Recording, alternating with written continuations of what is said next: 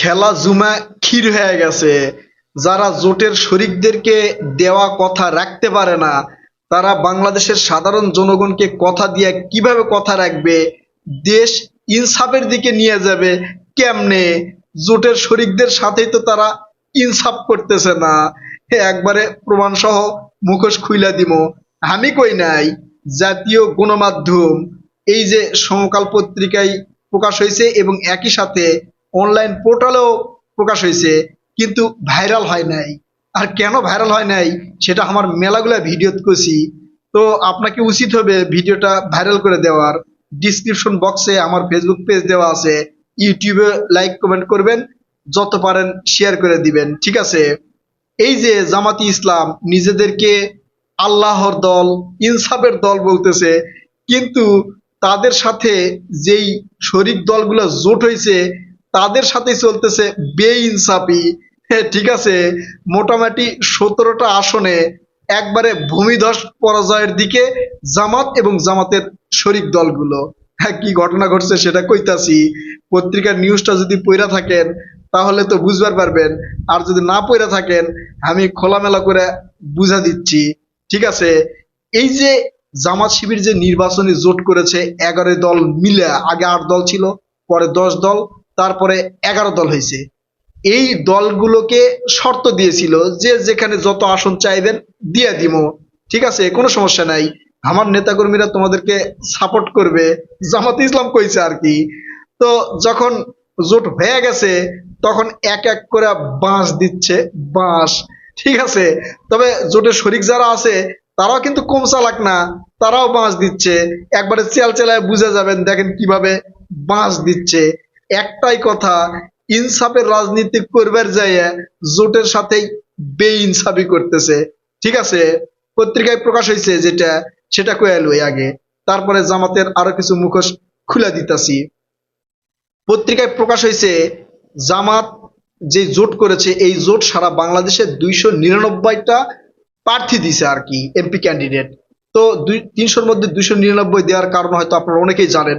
এই যে পীর সাহেব চরমনাই সৈয়দ মুফতি রেজাউল করিমের আসনে তারা তার সম্মানে একটা প্রার্থী দেয় নাই, ও জোট থেকেই দেওয়া হয় না, তার সম্মানে দেওয়া হয় নাই। তার মানে সেখানে যদি বিএনপি জিতবার না পারে তাহলে এই পীর সাহেব চরমনাই তিনি হচ্ছে জয়ী হবেন, যদিও সম্ভাবনা নেই। আর বাকি যে 299টা আসন আছে, এই 299 আসনের মধ্যে 17টা আসনে দলে দলে শুরু হয়ে গেছে। হ্যাঁ, ঠিক আছে। তারা করছে যে আমি লড়বো, তারা করছে আমি লড়বো, কিন্তু তাদের যে প্রতিশ্রুতি ছিল জামাতি ইসলাম তাদেরকে ছেড়ে দিবে, সেখানে তাদের প্রার্থী থাকবে না, তাদের নেতাকর্মীরা শরিকের যেই প্রার্থী দেওয়া হবে তারে সাপোর্ট করবে, সেটা আর করবে পারছে না।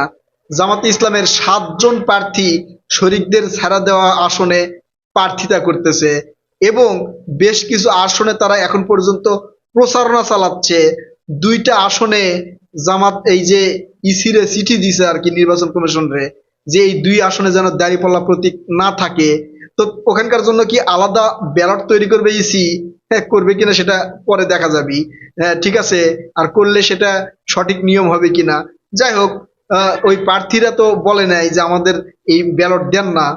তো যদি বলে থাকে সেটা পরে দেখবে।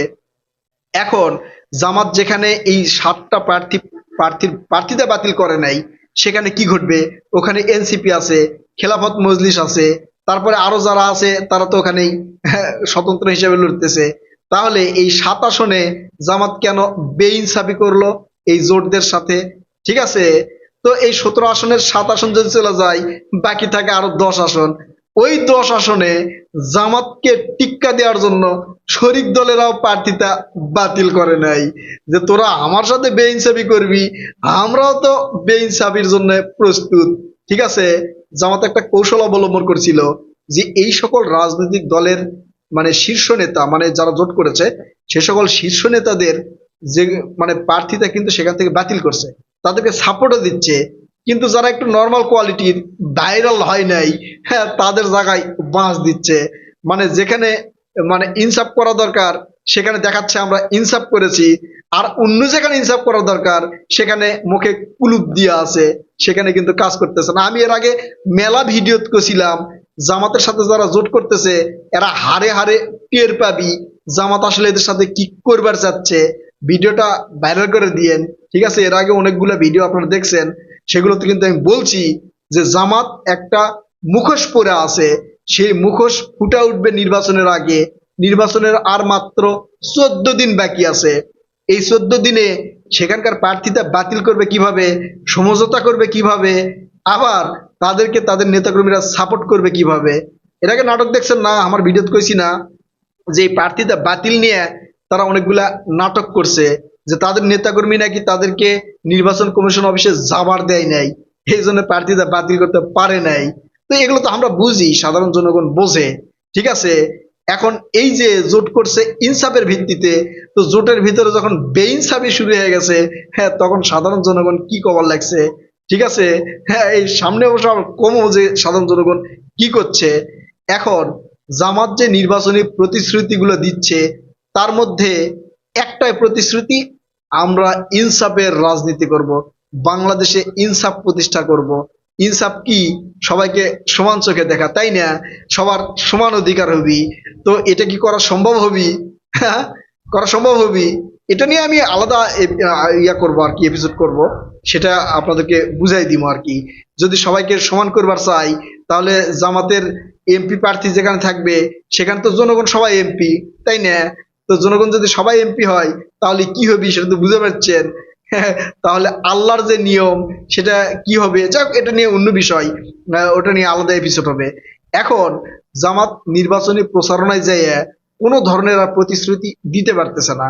বিএনপির তারেক রহমান স্যার যেমন বলতেছে যে আমরা ফ্যামিলি কার্ড দিব, কৃষি কার্ড দিব, তারপরে হচ্ছে কৃষি ঋণ দিব সুদ মুক্ত 10,000 পর্যন্ত, ঠিক আছে না? এছাড়াও বৃক্ষরোপণ করব, খাল খনন করব, বিভিন্ন ধরনের প্রতিশ্রুতি দিচ্ছে। কিন্তু জামাতের পক্ষ থেকে কি প্রতিশ্রুতি দেওয়া হয়েছে এখন পর্যন্ত আপনারা জানেন? জানেন না, ক্লিয়ার না। জামাতের বেশ কিছু প্রতিশ্রুতি জয় বাংলা করে দিছি, যেমন আপনারা দাঁড়িপাল্লায় ভোট দিবেন জান্নাতে যাবেন, জান্নাতের টিকিট হাতে ধরে দেওয়া লাগবে, ঠিক আছে? তো সেটা তো জয় বাংলা হয়ে গেছে। আবার বলছিল যে দাঁড়িপাল্লায় ভোট না দিলে শাহরিয়ার কবির, জামাতের যেই প্রার্থী আবার হচ্ছে নেতা, তিনি কইছিল দাঁড়িপাল্লায় ভোট না দিলে কবরে যে কিভাবে উত্তর দিবেন, কি উত্তর দিবেন আর কি, যে ইসলামিক দলের পক্ষে যদি ভোট না দেন, দেশে যদি দিন কায়েম না করেন, এই দিন কি আসলে দাঁড়িপাল্লার দিন কিনা সেটা জানি না, দিনের অনেকগুলো অর্থ আছে। তো সেটাও জয় বাংলা করে দিছি। আবার জামাতের আমির কইছিল যে আমরা যদি ক্ষমতায় যাবার পারি, তো সারা বাংলাদেশে এই যে কর্মজীবী যেগুলো নারীরা রয়েছে এদের মানে 8 ঘন্টা কর্মঘন্টা কমিয়ে 5 ঘন্টা করা হবে, সেটাও জয় বাংলা করে দিছি, যেটা মানে কোনোভাবেই সম্ভব না। কারণ ওটা যদি করে তাহলে বাংলাদেশের ব্যবসা প্রতিষ্ঠান, শিল্প প্রতিষ্ঠান, কলকারখানা সবকিছু বন্ধ হয়ে যাবে। আর হচ্ছে ইয়ারা ওই মালিকেরা পথে বসবি, বিদেশি বায়ারেরা যারা কাজ দেয় আর কি, হ্যাঁ, তারা তো আর কাজও দিবে না, কারণ সময় মতো দিবার পারবে না, সেটা জয় বাংলা করে দিছি। তো এখন জামাত ইসলামের আর কোনো প্রতিশ্রুতি নেই। এখন একটাই প্রতিশ্রুতি, জোটের মধ্যে যে ইনসাফ করার কথা ছিল সেটা এখন বেইনসাফি হয়ে যাচ্ছে। হ্যাঁ, বুঝতে পারছেন জামাত এখন কোন মান কাছিবার করছে? জনগণ বুঝতে পারছে যে ভাই আগে নিজেদের মধ্যে ইনসাফ করেন, তারপরে জনগণের কাছে আসেন, আমাদেরকে ইনসাফ শিখান। প্রিয় কলেজের ভাই বোনেরা, ভিডিওটা শেয়ার করে ছড়াই দিবেন, এগুলো ছড়াই দেওয়া দরকার, ঠিক আছে? যে এরা নিজেদের মধ্যে ইনসাফ করতে পারে না, জনগণের ভিতরে কিভাবে ইনসাফ করবে? নিজেদের দলের শরিকদের কথা দিয়ে কথা রাখতে পারছে না, সাধারণ জনগণকে কথা দিলে সেই কথা কিভাবে রাখবে? যাক, কথা হবে নতুন কোনো ভিডিওতে ইনশাল্লাহ। ততক্ষণ পর্যন্ত ভালো থাকবেন, লাইক কমেন্ট করে ভিডিওটা শেয়ার মানে ছড়াই দিবেন। আল্লাহ হাফেজ।